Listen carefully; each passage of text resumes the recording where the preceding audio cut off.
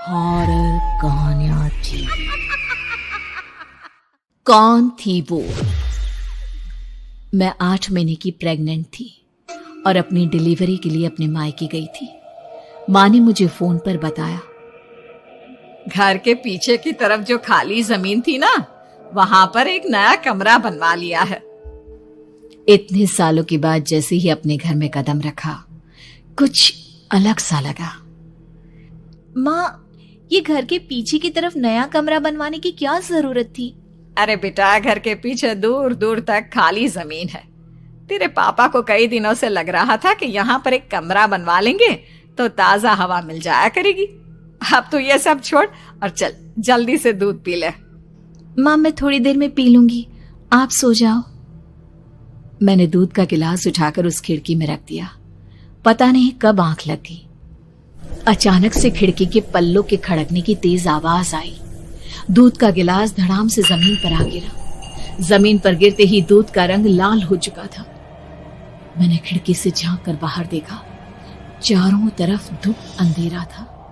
उस अंधेरे की तरफ से कुछ आवाजें आ रही थी, जैसे छोटे बच्चे आपस में खिलखिलाकर मस्ती कर रहे हो।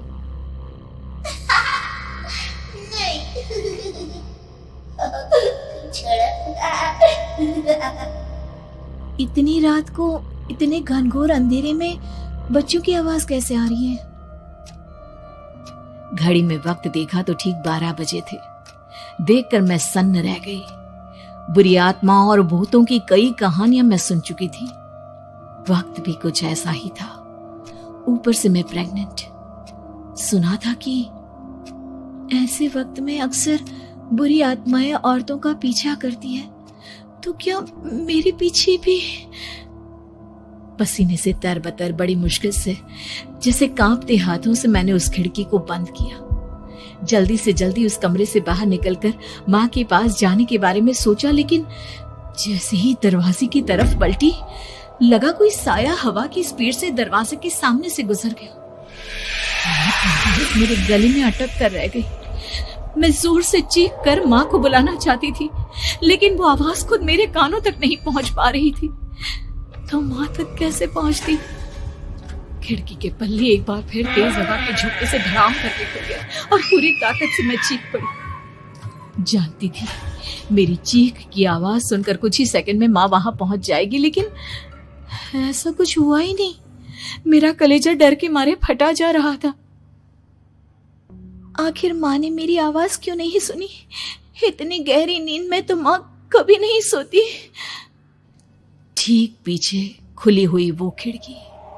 मुझ में इतनी ताकत नहीं बची थी कि मैं पलटकर उस तरफ देख भी सकूं। हवा का एक सनसनाता हुआ झोंका उसी वक्त मेरे कानों से आकर टकराया। लगा जैसे किसी ने दबी हुई आवाज में धीरे से मुझसे कहा, चली जाओ यहाँ से। मैंने दोनों हाथ अपने कानों पर रख लिए और एक बार फिर ताकत लगाकर जोर से चीखने की कोशिश की। माँ! पापा! मेरी आवाज उस कमरे की दीवारों से टकराकर वापस मुझे ही सुनाई दे रही थी। जितनी ताकत के साथ मैंने चीखने की कोशिश की थी, कुछ ही देर बाद उससे कहीं ज्यादा तेज और दर्दनाक चीख मुझे सुनाई देने लगी। कि आवाज ठीक मेरे पीछे खिड़की से आ रही थी। वो आवाज मेरे कानों में पिघलते हुए लोहे की तरह गिर रही थी। उन आवाजों में हैवानियत थी। वो आवाजें किसी इंसान की नहीं है, इतना मैं समझ चुकी थी। कांप रहे हाथों से मैंने अंधेरे में कुछ ढूंढने की कोशिश की। तभी अचानक मेरा हाथ बेड पर रखी टॉर्च पर पड़ा। किसी तरह ताकत लगाकर टॉर्च का बटन ऑन किया, लेकिन ये क्या? सामने दरवाजे पर 3 छोटी लड़कियां खड़ी हुई थी। उनके हाथ में स्टील के चमचमाते हुए चाकू थे। मैं घबराकर लड़खड़ाई और पीछे की तरफ हटी, लेकिन तब तक वो मेरे पास आ चुकी थी। उनकी गर्दन टेढ़ी थी और उनके हाथों के वो चाकू मेरे पेट को निशाना बनाने को तैयार।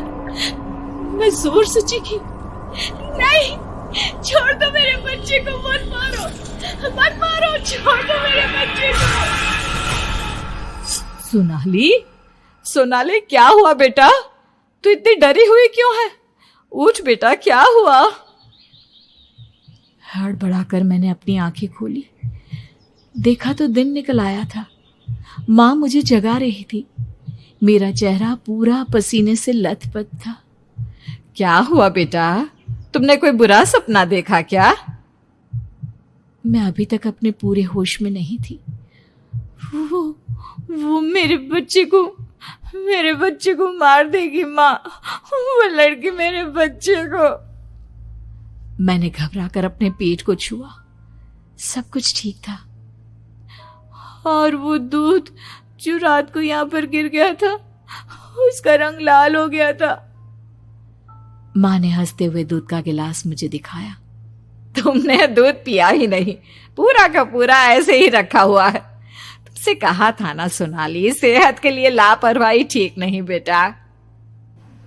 लेकिन मैंने तो सब कुछ अपनी खुली आंखों से देखा था। ये सपना कैसे हो सकता है?